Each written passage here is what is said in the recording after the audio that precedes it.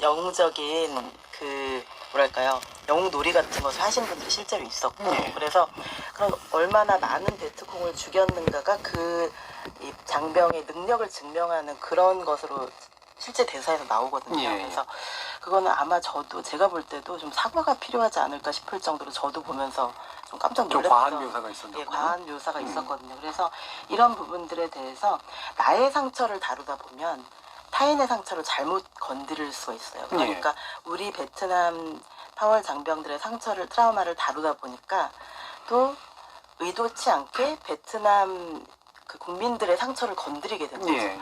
이런 것은 항상 타인의 고통을 염두에 두지 않으면, 타인의 고통에 대한 진정한 공감을 우리가 하지 않으면 항상 내 상처만 중요하다고 생각하면 벌어질 수 있는 오해들이거든요. 그래서 이 상처를 도대체 누구에게 호소할 것인가, 그리고 어떻게 그 다음에는 이런 일이 일어나지 않을까라는 고민을 해봐야 될 것 같다는 생각을 많이 했습니다. 네. 그럼 이번 또 약간 법리적인 문제도 좀 더 짚어보면 좋을 것 같아요. 소송이 이제 사실 두 가지 문제죠. 결국은 뭐 앞으로 계속 판결을 받아봐야 되긴 하겠지만, 이게 이제 소송 주체의 문제, 소송 가능성의 문제, 그리고 유사소송의 문제, 여러 가지 또 복합적인 문제들이 있어서요. 일단은 우리 국방부 장관이 판결 취지 동의할 수 없다라는 강력한 메시지가 나왔습니다. 일단 이게 또 국가기관 내부에서도 같은 시각 박진 외교부 장관은 인권 존중국으로서 이제 현명하게 대처하겠다라고 했지만 국방부 장관은 동의할 수 없다라고 이제 군인들이 관련된 부분이기 때문에 좀 엄격하게 반박하고 있는데요. 1심에서부터 주요 그 반박하는 주장 핵심이 이겁니다.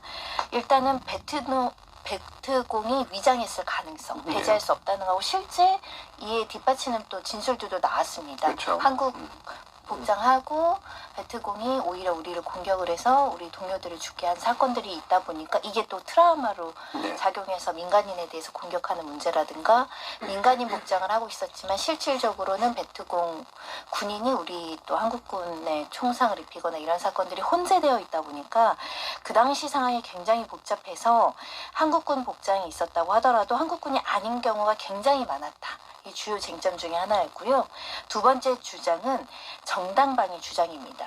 아시겠지만 전쟁이라는 위급한 상황에서 사실 민간인 복장을 하고 총을 쏘는 사람도 실제로 있었기 때문에 민간인인지 군인인지 알 수 없는 상황에서 스스로를 전쟁에서 방어하기 위한 총격을 결론적으로 민간인이었다고 하더라도 이것을 불법 행위라고 명확하게 규정할 수 있느냐가 두 번째 쟁점이었고요. 세 번째는 그 당시에 주월 한국군 사령관이 학살하지 말라는 지시를 여러 차례 내렸기 때문에 이런 지시를 위반하고, 예를 들면 뭐 군인들은 사실은 상급자의 명령을 따라야 되는 거 아니겠습니까? 일부 일탈 행위가 있는데 마치 이것을 학살의 문제로 개념을 규정하는 게 좀 부당하다는 취지로 보이고요. 이런 쟁점으로 항소심에서도 이제 다툼이 지속될 여지는 있는데, 그럼에도 불구하고 어찌됐든 이 마을에서 만약에 그 민간인이 실제 베트공이었다면 이 사건이 벌어지지 않았을 거고 한국 법정까지는 오지 않았을 겁니다. 큰 구조에서 사건을 좀 정리하는 우리 국가의 시도가 좀 필요한 시점이 아닐까. 왜냐하면 지금 여기서 폭로하시는 분들, 증언하시는 분들 연세가 굉장히 많거든요. 그러면 생존하신 분들이 계실 때 사실조사가 이루어져야 되는 측면에서는 국가기관도 다른 목소리가 나오는 상황에서 교통정리나 우리가 예전에 과거사 진상규명위원회 이런 것들 발족해서 상당히 많은 일을 했거든요. 많은 예산과 인력을 투입해서 수년간 조사를 해도 명확한 과거의 진실을 파헤치기가 쉽진 않습니다. 근데 그런 노력조차 하지 않으면 후대는 더 모르는 일이 돼버리니까 좀 노력할 시점이 된 게 아닌가 합니다.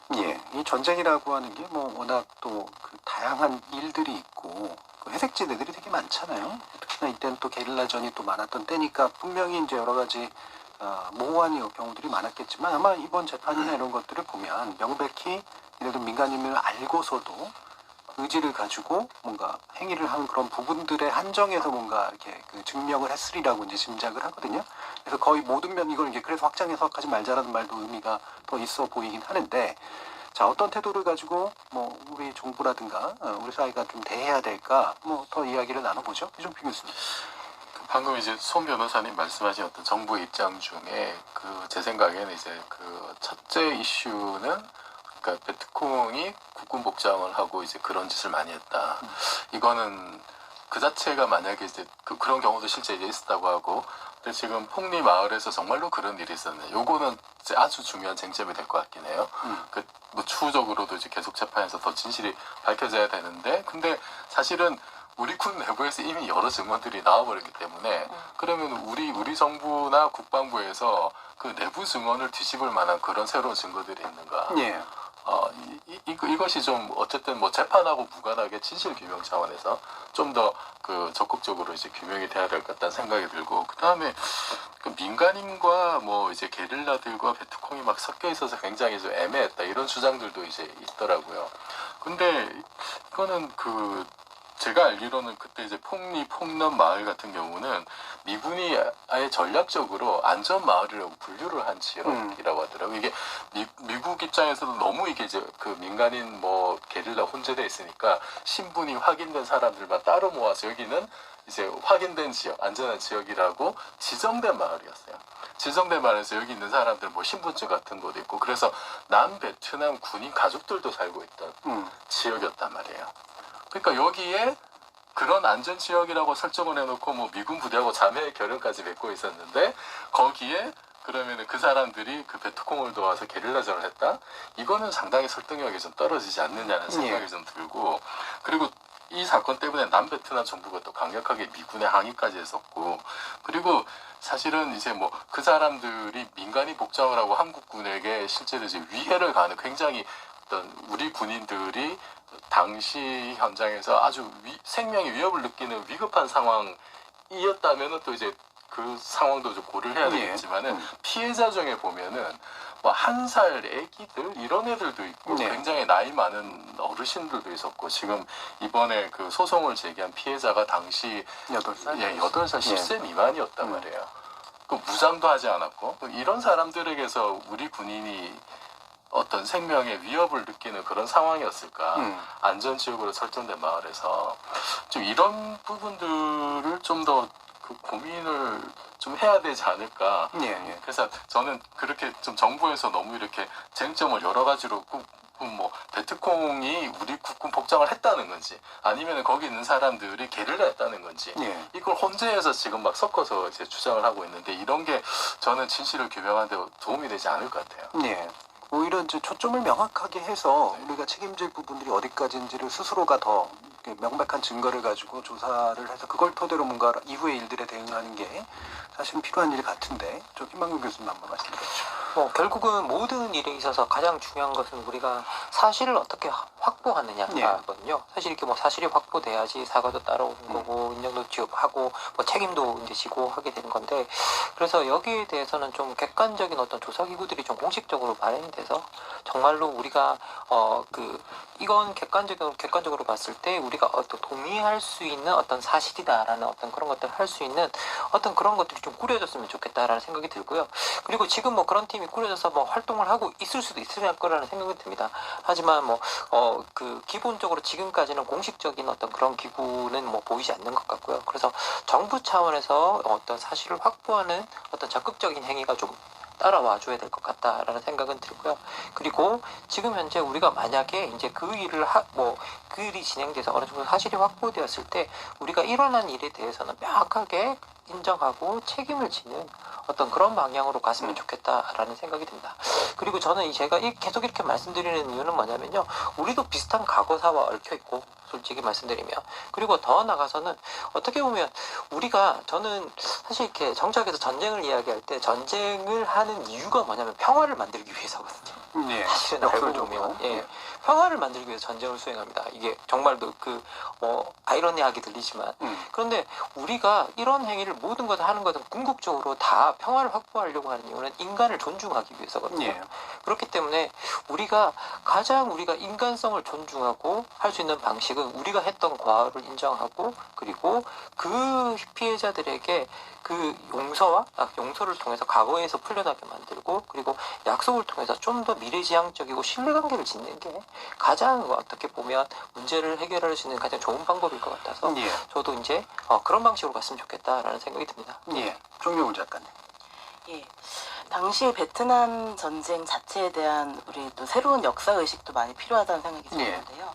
그러니까 베트남 전쟁과 이라크 전쟁이 대표적으로 미국 국민들도 많이 인정하는 실패한 전쟁이라고 하더라고요. 그러니까 얻은 것보다 잃은 것이 훨씬 많았던 거죠. 그렇죠. 자국의 병사들이 너무 많이 죽었고 그리고 전쟁도 패한 거죠. 그러니까 베트남 전쟁 같은 경우는 그 당시에 이제 미국이 논리로 세우던 것이 도미노 이론이었대요. 그러니까 베트남이 공산화되면 그 주변에 뭐 라오스나 캄보디아나 타이완까지 다 도미노처럼 공산화될 것이라는 그 굉장히 불합리한 공포, 그것을 가지고 이제 다른 나라들을 설득하려고 했지만 그 어떤 나라도 찬성하지 않고 오직 한국만이 그것에 미국 말을 들었대요. 한미 동맹이라는 게 있어서 사실 어쩔 수 없었죠. 예, 그래서 그 한미 동맹을 지키기 위한 것도 있겠지만 다른 나라들은 다 파병하지 않으려고 하는데 한국만 엄청난 수의 병사들을 파견을 했던 것이고 그런 어떤 역사적인 오판이 먼저 있었던 것이고요. 그 역사적인 오판 때문에 너무 많은 양측의 병사들이 양측뿐만 아니라 미군도 많이 죽고 베트남 양민들도 많이 죽고 이 한국군도 많이 죽었잖아요. 그런 이 정말 복구 불가능한 트라우마가 너무 많이 생긴 거예요. 그래서 이 사회적 치유와 개인적 치유라는 것을 저는 좀 생각해봤는데 우리 사회는 뭔가 누군가가 힘들어하고 막 그 트라우마 때문에 못 견뎌하면 네 상처는 네가 알아서 해라는 식으로 너무나 차갑게 말하는 사람들 너무 많은 것 같아요. 그런데 이 사회적 치유가 훨씬 효과적인 것이 누군가의 상처를 인정해주고 그 사람의 상처를 함께 돌봐줘야 내가 나중에 상처를 받았을 때도 치유의 길이 열리고 돌봄의 길이 열리는 거거든요. 그런데 대부분 너무 많은 사람들이 이제 목소리 크신 분들은 정말 이 상처를 네가 알아서 처리라, 네가 알아서 심리 상담을 받고 이런 식으로 개인의 몫으로 돌려버리기 때문에 사회적 치유가 지금까지 안 이루어진 것 같아요. 그래서 지금이라도 늦지 않았으니까 일단 일어난 일에 대한 사과는 우리가 해야 되고 그리고 또 하나는 또 더더욱 베트남 장병들 지금도 고통받고 있는 뭐 고엽자 피해나 여러 가지 상처를 앓고 있는 베트남 장병들의 보훈이나 그분들의 복지에 대해서 더 많이 우리 정부가 돌봐야 된다는 생각이 많이 들었거든요. 이 사회적 치유에 대해서 우리가 한 번 더 고민해봐야 할 시점이 아닌가 싶습니다. 자, 일부 오늘 주제 가져오셨니?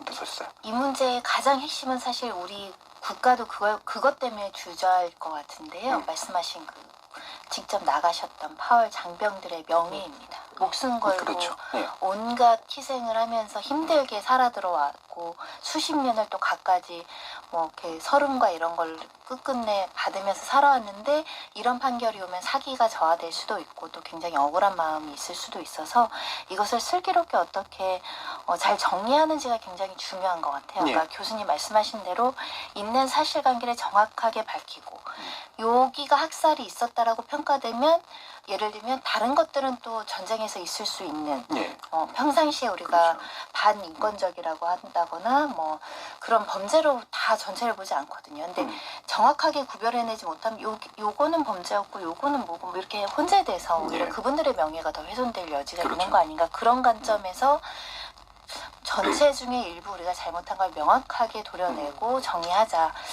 그러면 조금 명예침해 문제는 적어지지 않을까. 국민들도 어느 정도는 이 사실관계를 어렴풋이라도 모르는 사람은 없는 것 같습니다. 너무 국가에서 이걸 주저하실 필요는 없을 것 같아요.